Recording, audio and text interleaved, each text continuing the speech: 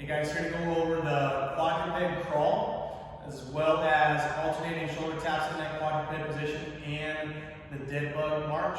Okay, so these movements are made to challenge the midline and making sure that we're maintaining midline stability, right? Trying to avoid extension through our spine while we move through this, or excessive flexion, right? As well as maintaining stable shoulders in that crawl position, as well as the shoulder tap. So a few things that we're looking for. You're just going to be in a crawling position on all fours.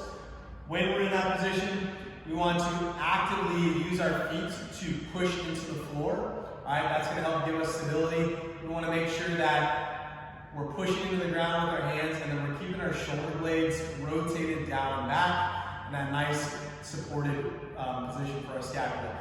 From there, we're going to push against the floor and elevate our knees about 2 inches off the ground. Try to keep our back like a tabletop. If you have something that you can balance on your back, that's a really good reinforcement in making sure you're keeping that good position.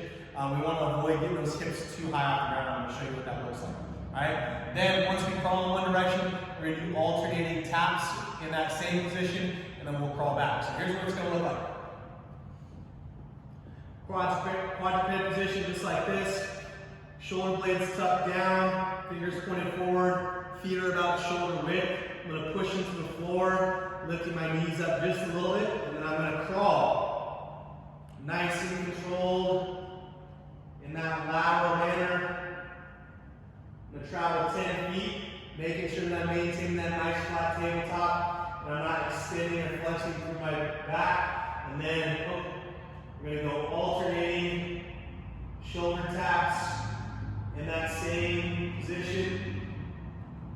And then we're going to crawl back.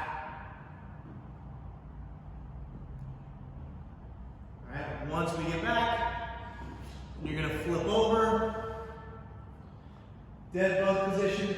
Again, we want to do that little 2-inch crunch. Actively engage the midline. Make sure the low back stays pressed into the floor. We're going to extend opposite extremities. So my left leg extends with my right arm. Making sure that low back does not come up off the floor. I'm going to come back to the middle and pause. Right leg, left arm.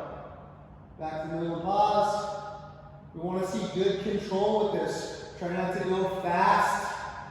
It's all about maintaining that active engagement in the trunk, creating that stability there. All right, so work slowly, work for quality on these.